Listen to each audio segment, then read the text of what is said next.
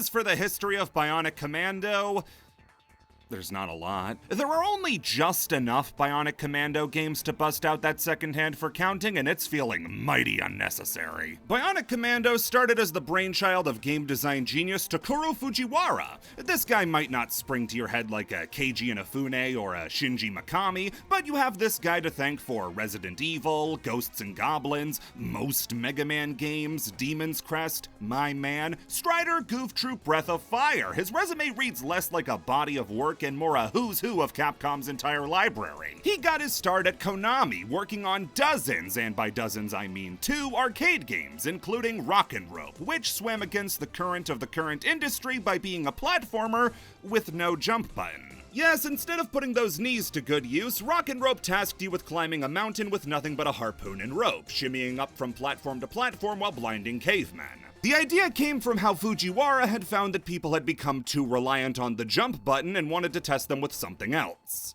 Now, son, you've been relying on that pencil to do your homework too much. Use this knife instead. When you remember that this is the same sadist that made Ghosts and Goblins, it makes more sense. By the next year, he'd bounce to Capcom and make something of an unintentional trilogy. The first of which was Commando. 3 out of 10, needs an adjective. This game was a trailblazer, planting the seeds for the run-and-gun genre that would take over arcades, and becoming a massive hit. Commando was one of the biggest earners both in arcades and on home consoles, and who knows how much more it could have made if not for its many imitators. Ikari Warriors goes to prove that legally distinct doesn't always mean distinct. That massive success, by the way, was created by a director split between 2 different projects. That's right, Fujiwara had enough hate in his heart for this and Ghosts and Goblins in just 1 year. The following year would see the sorta follow-up to Commando in The Speed Rumbler. Nicest way to put it, it's just more Commando. What's the connective tissue between these 2? Well, that would be the main character, and he's not your average Joe, it's Super Joe!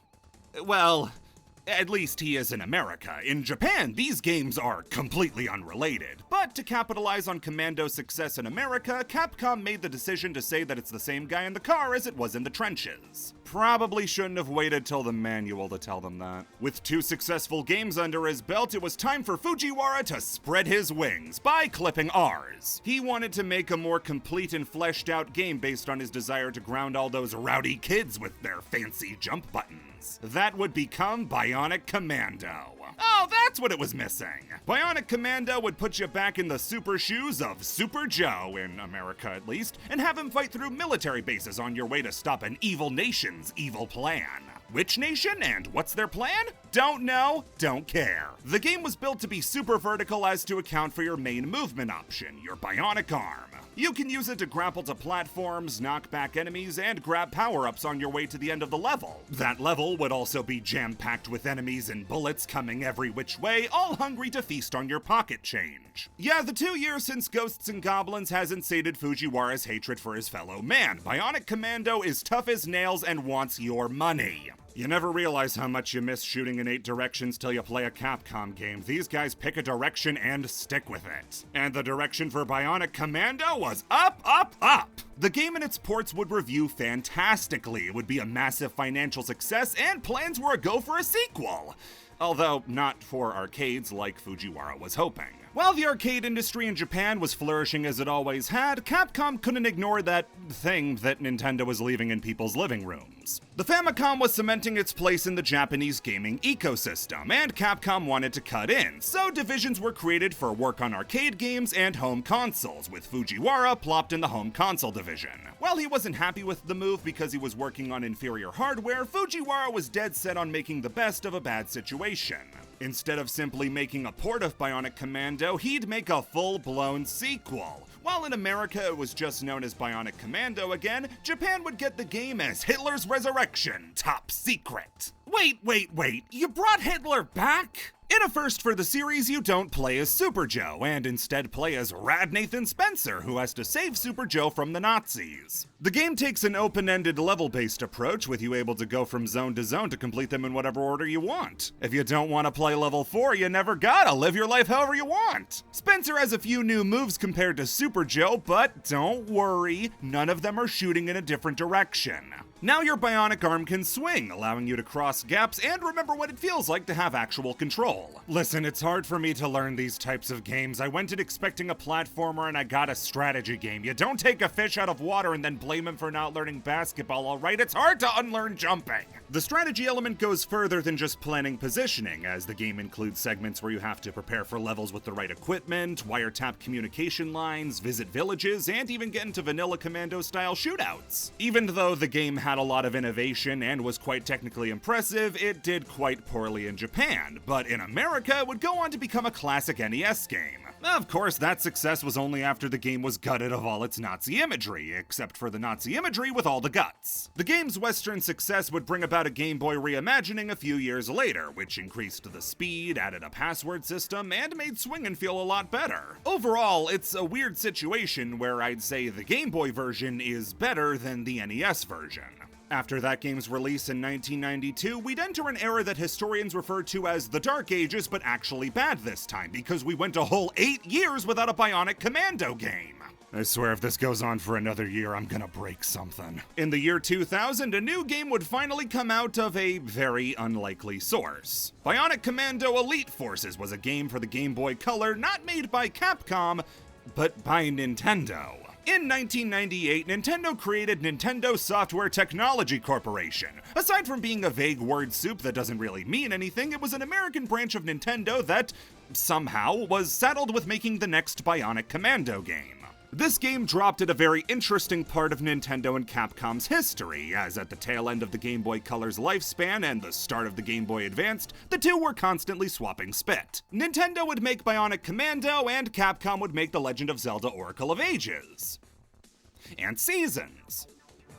And later on the Minish Cap. Super fair trade, I know. As for Bionic Commando, though, Elite Forces would be an even bigger improvement from the last game, with fluid sprite work, tighter controls, and a battery backup. At this rate, we'll have the best game ever by Bionic Commando 12! However, we'd have to wait a full 9 years before getting our Bionic Commando fix with Bionic Commando Rearmed. Developed by Swedish developers Grin in 2009 for Xbox Live Arcade, the PlayStation Store, and Steam, Bionic Commando Rearmed was a remake of the original Bionic Commando for NES. Despite being a pretty straightforward remake, it still manages to polish even more of what was done before. The controls have never been tighter, swinging has never been easier, there's upgrades for both yourself and your weapons, tons of secrets, redone music. Rearmed is both a love letter to fans of the franchise and a great entry point for people like me who didn't necessarily care for the first game. I said it as a joke, but Bionic Commando really was improving with every subsequent game, and we wouldn't have to wait much longer for that next installment. See, Rearmed was great and all, but this was just to wet the whistles of fans who had been starving for nearly a decade. This was just the lead-in to a AAA Bionic Commando reboot. Now, oftentimes people like to throw the blame for a game's failures at the feet of just one person, when rarely is that the case. What people see as one person's fault is more often the fault of a flawed development cycle that no one person's actions could have saved. This isn't one of those times. We know exactly who to blame for this one. Ben Judd! Ben Judd is the former head of globalization at Capcom, and would preach the gospel of Bionic Commando to anybody who wanted to listen. And even those that didn't. Eventually, Capcom higher-ups got sick of listening to him flap his hole and caved, giving him his precious Bionic Commando as a remake on the PSP. However, it would later get a spit and shine for the Xbox 360 and PS3 courtesy of Keiji Inafune. Capcom's Yuji Naka, the successes that Keiji Inafune had in the past put him in charge of Capcom's future, which he thought was bleak. While at the 2009 Tokyo Game Show, Inafune, using Judd as a translator, said, "Everyone's making awful games. Japan is at least 5 years behind. Man, Japan is over. We're done. Our game industry is finished." Seeing the Japanese games industry on a downturn, Inafune used his sway to swing Capcom towards the Western market and develop games with a more Western influence in mind. Would you also believe that 2009 is the start of Crapcom? There's more than enough to go over in the future how Capcom messed up, so I'll be saving talking about that for another time. But on a personal note, I'd just like to say that the fastest and most fun way to lose $10 is to try to buy Lost Planet 2 on Steam, because the game It just doesn't work anymore. I tried for hours and hours to get past games for Windows Live, but it never worked. You said you were gonna fix it back in 2021, Capcom. Where's my Lost Planet 2? Second only to their personal attack towards me in terms of failures was Inafune's westward expansion. The western push got pushed right back at them because the games that came out just weren't very good. Capcom had a style of making games that worked very well in the past and gave us some of the most beloved games and franchises of all time. We all got our Spyborg commemorative cups, right? Dark Void, DMC Devil May Cry, Resident Evil 6, even the good game they made, Dead Rising, is a glitch-riddled mess. Bionic Commando was just another branch adding fuel to the fire that was burning Capcom to the ground. And what's worse is that they were so sure it was gonna work. They made comic books, action figures, lunchboxes. Alright, you don't make a lunchbox for it if you're not certain it's gonna be a hit. Doesn't matter how many sandwiches it could store though, Bionic Commando was a massive failure. Bionic Commando 2019 would be outsold by Rearmed 5 times over, with 2009 selling 27,000 copies in its first month and Rearmed selling 130,000. What should we learn from this? I know, it's that people hate Bionic Commando.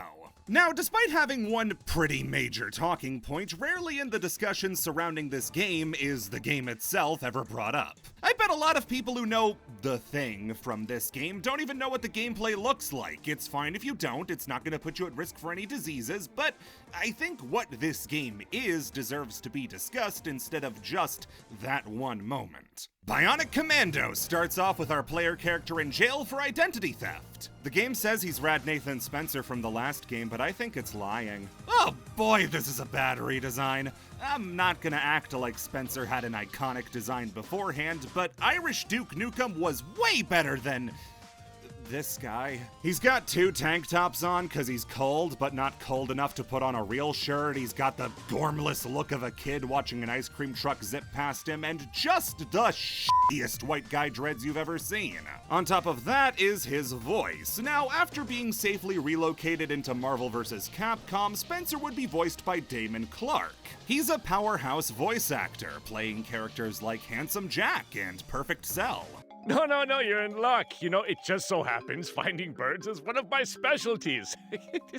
This'll be fun. However, in this game, Spencer is voiced by Mike Patton. He's most well known for his roles in Falling to Pieces, A Small Victory, You Fat Bastards Live at Brixton Academy. Wait, these aren't video games. These are songs that bands play! Yes, Mike Patton is the lead singer of the band Faith No More, and surprisingly, this isn't his only work in video games. He's done major voiceover work before as The Darkness in The Darkness, so he's not an amateur. In fact, I think he's quite good. I just don't think that Spencer was a good fit for him. He doesn't do a bad job all the time, but when the voice cast has Steve Bloom, Vanessa Marshall, and Robin Atkin Downs in it, you can feel that Mike is a little out of place. The place he's in right now is prison, because this game takes place 10 years after the original Bionic Commando. Spencer was thrown into jail after the public began to fear what Bionics were capable of, and had them all decommissioned. He may be down an arm, but he stayed jacked despite living off dust and the thought of water. He's on his way to go get executed when a bomb goes off in the middle of Ascension City, set off by BioRain, a terrorist cell made up of villains from the first game. Your friend and mine, Super Joe, gets Spencer plucked off death row to come and handle BioRain, but 5 years in solitary confinement for a crime he didn't commit does not make the heart grow fonder. I like how they had to label this picture so everybody knew who the bad guys were. What the fuck does this have to do with Emily? Language! So in exchange for helping Super Joe with the invasion, we'll get information on where our missing wife is. My bet? Missing. Spencer either can't believe it or doesn't care in the slightest, but either way they stuff him in a rocket and fire him at the problem. Instead of making one big rocket for Spencer and his arm, they decide to fire 2 with one of each. Well, now this is just Commando! We scuttle our way through a destroyed building and get a handle on the shooting. It's fluid, fast, and more than enough to deal with the enemies ahead. What I can't deal with is Motor Mouth Spencer. Spencer's worried that if he ever shuts his trap, his heart might stop, so he never shuts up. On the way to find our bionic arm, we can also find collectibles to unlock something. Someday a brave soul will find out what it is, but it's not me and it's not today. After a quick conk, we get our bionic arm back and some memories to go along with it. No, Spencer, keep hitting him with the right arm, that's the ticket. Getting the arm back sends us into a tutorial to show us how swinging works, and weirdly, has us playing as classic Spencer. So it's the same guy, he just looks nothing like he used to. But that can only mean one thing. Spencer did his own braids. He had 5 years to experiment. After that, we're sent out into the world to start our mission and get to test out our swinging in a more open environment. And you know what? For being the main selling point of the game and what you're gonna be doing for 90% of the time, they nailed it. They did a fantastic job. Swinging around in this game is incredibly natural and free-flowing. Spencer has a great weight to him, chaining swings is fun, and most levels are built with the swinging in mind. There's no but or except for. No, from the beginning to the end of the game, it does its main gimmick extremely well. Of course, the problem does come in when you see how the game structures itself. What should be wide-open levels are instead little sandboxes that are connected, but with a loading screen in between. And those sandboxes themselves are super cramped because the slightest veering off course sends you into a miasma of radiation, which disables your grappling hook and quickly kills you. They made a super fun movement option and then decided to railroad you as much as they could. Could this be the result of developing 3 games at the same time? Oh yeah, keep thinking that. What's next? Filing 3 tax returns is why I'm getting audited? Once we move on to the next area, we get a little taste for how to use the arm in combat, like grappling onto enemies and flinging yourself at them for a kick, or you could just punch them. Doing a backflip off a guy's face and shooting him in midair should get old, but God, it doesn't. You clear out zones for good by hacking into these big data pods. Boy, that's a lot of words I do not care about. Wormy Squirmington, you want to read all that? No? Me either. Want to get back to swinging and shooting? Ah, that's why they call you the brains. Later on, we hack into a data pod which disables these floating mines for us to swing on. Don't get your fill of them yet, they never go away. Just a few swings away and we get the Death from Above ability, where you mash the button while in the air to slam the ground and send grunts flying. You had to remember you could do that? We then get an incoming call from Defense Secretary Armstrong. Don't get excited. To check how the mission's going. He calls us a few times throughout the game to remind us what a bitch tornado we are, but it's kind of the same thing every time, so just imagine a really angry mustache and you'll get the gist. After mowing down a few more mooks, you square off with some heavy mechs that are only vulnerable behind their massive shields. You can shoot them in the back, or the much better option, chain grapple kicks to keep them on the ground until they die. I kinda wish all the enemies were like this, having to position yourself for an advantage. Has more of that classic Bionic Commando pick your shots feeling than the rest of the game has. Alrighty now, Spencer has to go find a crashed helicopter and collect some missing data. The area coming up is made up of snipers and flooded streets, and we found the second downside to having a robot arm. First my wife goes missing, now I can't take a bath! Spencer sinks like a stone, so you gotta make sure that you stay up on top of the rooftops, but move fast enough to not get hit by snipers. The section after that in a factory has plenty of pipes to swing off of and plenty of snipers to kick into oblivion. Remember kids, as soon as you become a sniper, you sacrifice all human rights. Spencer, look out. There's radiation, but only above the building. How much do you think these guys weigh if I can zip to them instead of pulling them to me? We're about 40 minutes into the game now, and you may have noticed that nothing's changed. If you don't like swinging and shooting, you're in for a hellish 4 hours. Luckily, the game could feel us flatlining and gave us a hearty helping of this guy.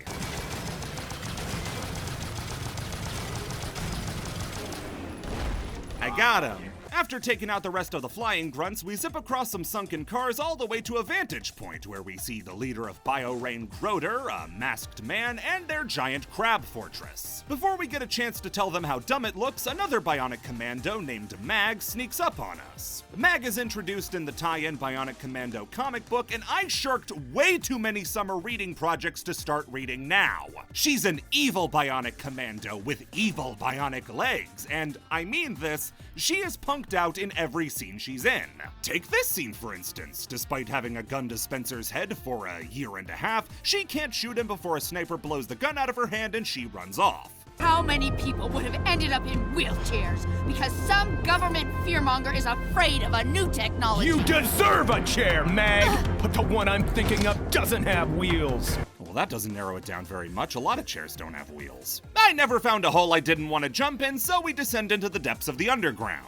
Somehow, a major city could be built on top of a miles-long cave system. Down in the fissure, we find a door that can only be opened with the purple matrix from Bionic Commando Rearmed. Don't be stupid. Bionic Commando Rearmed was just a video game. This is real life. To get through some cave walls, we have to use a new ability, where Spencer whips something into the air before throwing it. This is my new fighting style. I can't really describe the satisfaction of whipping enemies at each other than it's completely changed how I play the game. The game does a really good job at using the bionic arm in a lot of ways. It's not just a great mobility tool, but great for combat. We fight a bunch more flying goons on wrecked skyscrapers and throw cars at grounded goons on our way to our objective.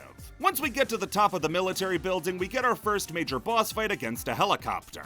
You gotta give this game credit, it doesn't glamorize the work that helicopters do. This fight sucks. You can only damage the chopper with a rocket launcher, so points off for realism. I should be able to use a pistol, but the real issue is how after the first hit, you have to launch 3 rockets at once, otherwise the chopper uses flares to divert your rockets. But the rocket launcher only has 4 rockets, so you only have 1 chance to hit the chopper before you need a new gun. And it takes about 20 seconds between running out of ammo and a new gun arriving, which is time that the chopper gets to gun you down. After you hit it for the second time, a bunch of flying mooks come in too, which means now you gotta take them down, wasting even more rockets and more time. And this isn't even accounting for the times where you just flat out miss. At first I thought it was a neat fight, but the longer it went on, the more and more it tested patience instead of skill.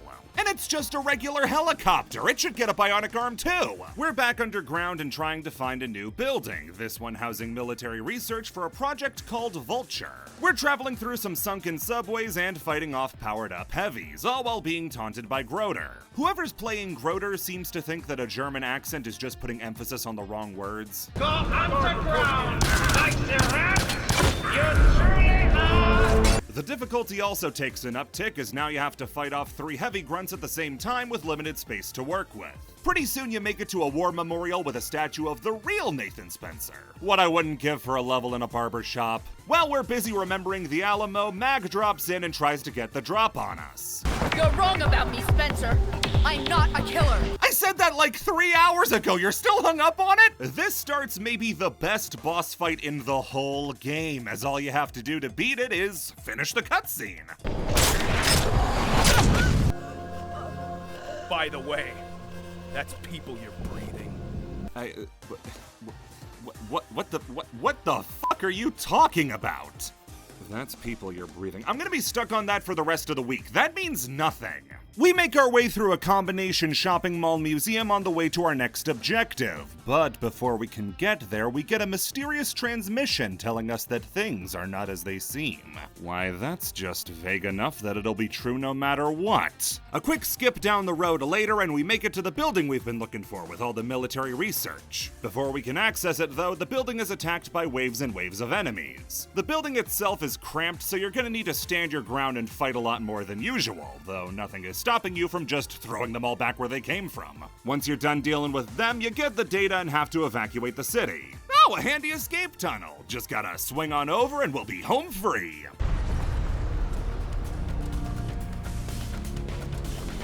Bigger they are. This seems unfair. Alright, time for the next boss fight against this giant worm. Spencer, there's no way out. You'll just have to fuck it. Sir, it would be an honor to fuck that worm for these United States of America. In order to fight it, you have to launch cars at its eyes to force it underground. Then when you get the chance, you can grapple onto it. This boss fight is way ahead of the helicopter, having you use your arm in unique ways, actually letting you do cool things to fight it. It's a lot of fun. This feels just like something out of Metal Gear Rising, and showcases what this game does best. After that's done, we go back underground through some more tunnels and take on a grunt with a massive laser cannon, which is great for him, but better for me. better have an excuse to use this later or I'm gonna kick my ass! Once we finally resurface, it's the final stop before we get to the extraction point, and the game throws everything at you. New flying grunts with shockwave attacks, swinging challenges with less room for error, and larger and larger groups of enemies. One thing this section doesn't have a lot of is checkpoints. You've got to be on your A game to survive to the end, but even if you replay a section a few times, they're at least fun to go through. You have to get past a lot of heavy grunts, but with more mobility than you've ever had before, so you have a lot of angles of attack. You can swing underneath them, grapple onto them, throw other grunts at them. You can always experiment with how best to handle the situation thanks to all the tools you have with your arm. Don't get me wrong though, losing in a game makes me want to cry, but the blow is softened somewhat. When we finally get to the drop point, Super Joe is there to greet us, but it turns out he's not so super after all. Almost. What the hell is... You son of a bitch! What is this? Remember the mask guy? The guy who shows up once and then never again? You'd have never guessed! Grab him, grab him, grab him, grab him. You have a robo-arm. Grab him, grab him. So Spencer gets double betrayed, which I think cancels out and means everybody's my friend again. We manage to survive by grappling onto one of the helicopters and get whisked off back to BioRain HQ. And I know that there have been some parts where it seemed like the game was really samey and repetitive and, dare I say, boring, but this next section... it's so cool. You gotta use your bionic arm to steer helicopters into each other as you make your way further and further up the line. You have to shoot at enemies swarming you on hover bikes, keep from slipping off the back, and even use the helicopters themselves to smash into enemies you can't shoot. I loved this part. It was some of the most fun in the entire game. God, do I wish they didn't make Terminator Salvation so they could make more of this. Honestly, I'm glad it only went on for 3 minutes, otherwise it would have made the rest of the game look bad. We catch up to Trader Joe's helicopter and get a chance to kill him. Where the hell is my wife? He doesn't have her on him right now, just throw him out of the helicopter! Mag is at her most useful when used as a projectile, which sends herself and Spencer plummeting back down to the ground. Luckily, they aren't supposed to die yet, so they survive and get patched up by this guy. Ready for the biggest twist in the game? This is Thomas Clark, the Player 3 character from Commando spin-off Mercs. One person just fell out of their chair when they heard that. He's mastered the power of rambling on without saying a single thing. Hopefully we get to learn more about him in Bionic Commando 2. We climb out of the crater we fell into and go after Groder and his battle crab, and to do that we gotta destroy its 3 generators. They're gonna regret making this thing open air. We depower the entire thing just in time to catch up with Groder, who uses the miracle of cyborg enhancements to grow about 12 inches. For this fight, he's all but bulletproof. The only way to hurt him is to launch yourself into his back when he misses an attack. If he hits you, you have no way of counterattacking, so it's best to position your arm in a way that gets you out of trouble quickly. As the fight goes on, he starts laying the Nazi on real thick. Our empire been reigned for 1,000 years! It'll take 1,000 years to put you back together. As the fight goes on, he tries to distract you with drones that will pepper you with shots if you aren't paying attention, and make the range of his slam attack even wider so you can't even stand on the platform when he does it. And if that doesn't land, he'll just ignore that you dodged him and hit you anyway. Once you beat him down enough, he'll attempt to escape, but Spencer puts a stop to that. Spencer shows how he's grown over this adventure by holding off on a one-liner, despite the fact that there's an ample amount that apply to this situation. With Groder dead and his crab deshelled, the only loose end left is Joe, but he's already made it to an underground lab with everything he needs to activate Project Vulture. Down in the vault, Spencer finds the room we keep flashing back to and makes a shocking discovery. The military took his missing wife and turned her into his robotic arm. I'm going to start talking about the wife arm. I don't know when I'll stop. You'll all be gone, and I'll still be in this chair, looking at this screen, all alone, silently wondering, why did they turn his wife into a bionic arm? In the words of Mario himself, I'm so tired. Okay, so what do you mean his wife is a bionic arm? Well, the game tries to explain the mess it made by saying the arm needs a stable connection to the user in order to function properly, and the best connection Spencer had was with his wife, so they used her to make the bionic arm. But what does that mean? Does that mean that her brain is in it? Is it like her spirit? It's in the arm? Did they shrink her down so she can run around inside the arm and control it like the 2008 movie Meet Dave starring Eddie Murphy? It's hard to know what they mean when people say they turned his wife into a bionic arm, because the game doesn't explain what that means either. It just says that Spencer's wife is the catalyst for his arm, but that doesn't mean anything. The reason they don't explain what that means is because we're about 3 hallways from the end of the game. There's only about 15 minutes left before they roll credits. They waited till the last second to drop this bowling ball on our foot, and now we just gotta live with it. Given how this is the only thing people talk about when they mention this game, you'd assume it's the only thing they talk about. Like every conversation starts with, "Hey Spencer, how's your bionic arm?" which is also your wife. But no, it's just tossed in at the tail end with no explanation. The reason this is the only thing that people talk about with this game isn't just because it's stupid, and it is, but because it's the only thing from this game that's worth bringing up. The rest of the game from a visual standpoint is dull, and Spencer himself is so without charm that there's nothing else to say except, "Hey, remember the wife arm? Of course you remember the wife arm, because it's the dumbest twist you could have ever made." I get what they were going for. Aw, your wife wasn't missing, she was with you the entire time. But there has to be a better way than the same arm you murder people with is also your wife. Why not say that she was the lady who built Spencer's arm and she died while making it? Why not say she left a trinket in the arm for him to find? Just because I see what you were going for doesn't mean I agree with you. There were so many different ways to get the message across without going as ham-fisted as you could by literally making his wife the arm. And like I said, the game pretty much ends right after they introduce the wife arm, so you don't get to know anything about what it means. You barrel down a few hallways, kill a few more soldiers, and finally make it to Super Joe.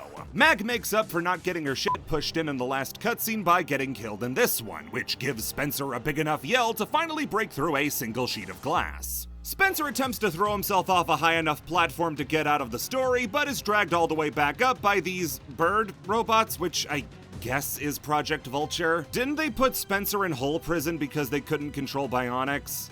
And their backup plan was an army of bionics? Spencer catches up to Super Joe and tries his hardest to make sense of what's going on, but Joe seems busy. It's okay. I'll always be by your side.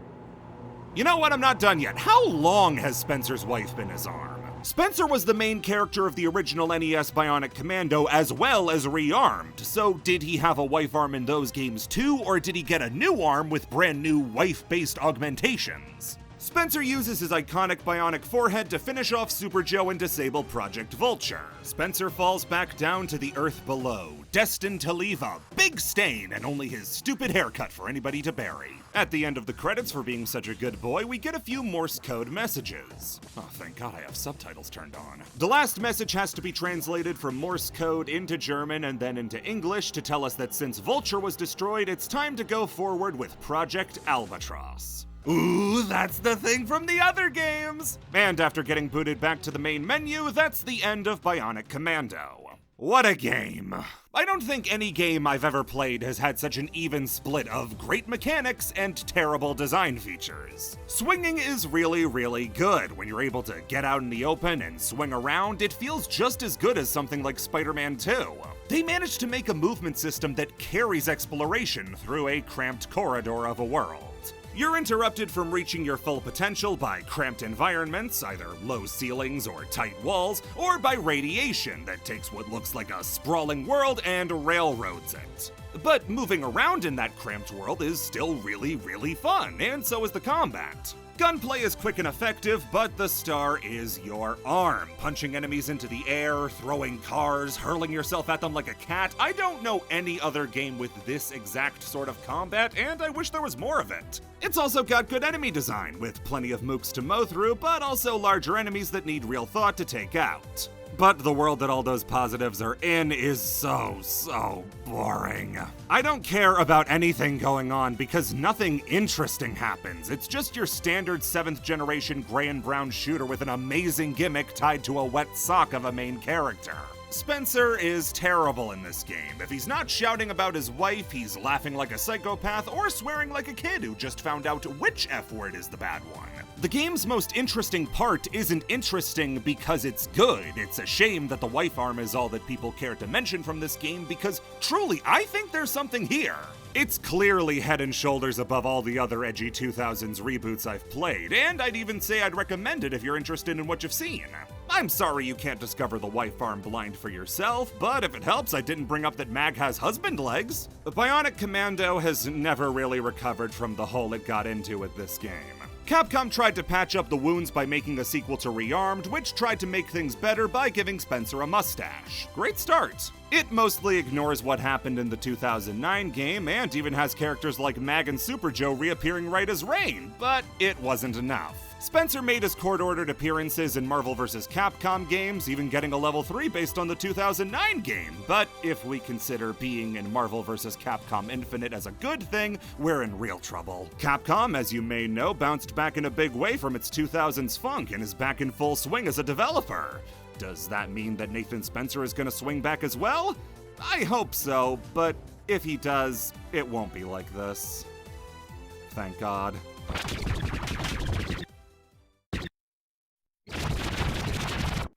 I don't know about you guys, but I could really go for an NVIDIA graphics card right about now.